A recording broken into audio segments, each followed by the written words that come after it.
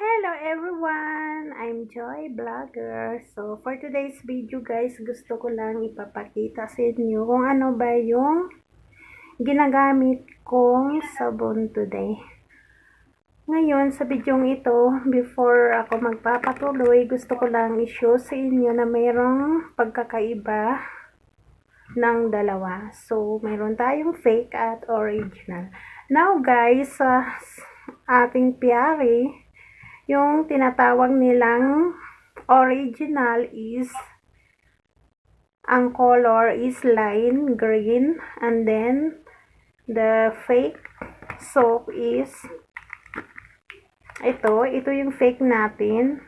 Pansinin ninyo is yan ay Kelly green. So napapansin ninyo parang magkaiba talaga, parehas talaga sila ng logo.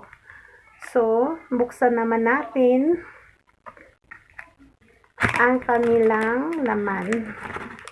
Nauunahin natin yung original. So, sa original natin, ito yung papel niya sa loob. Ayan. 1/2 lang siya, guys. Okay. Ayan, kompleto naman. Ay, sorry po. Ayan, meron siyang logo na ganito. Ayan. While naman dito sa fake soft, ay, saan na yung ano nito? Wala na yung ano niya nito, yung ano, wala siyang card sa loob, yung papel. Minsan may card siya dito sa loob guys, pero ano siya, parang mahaba. So, pagdating naman sa soap niya, sabon niya, ito ba, mapapansin natin, ito very smooth talaga. Then, amuyin ninyo guys, mabango, hindi siya masakit sa ilong. Then, kapag i-DN ninyo yung kamay ninyo, ma-feel talaga ninyo na smooth talaga yung sabon. Parang mabilis siya kung lagyan natin ng tubig, mabilis siya siguro matunaw. While naman ito, tingnan natin yung dito sa kanyang ito. Ayan, straight lang talaga yung ang kanyang, sa ibabaw ng kanyang cellophane. Then dito, mapapansin din natin dito sa kanyang, ayan, hindi masyadong halata yan. Kasi true kamay lang, handmade lang talaga ito. Ayan yung ating original. Dito naman tayo sa fake. Dito sa kanyang, sa itaas, mapapansin mo talaga parang ng kuy-kuy, yung mga tinapay. Ayan.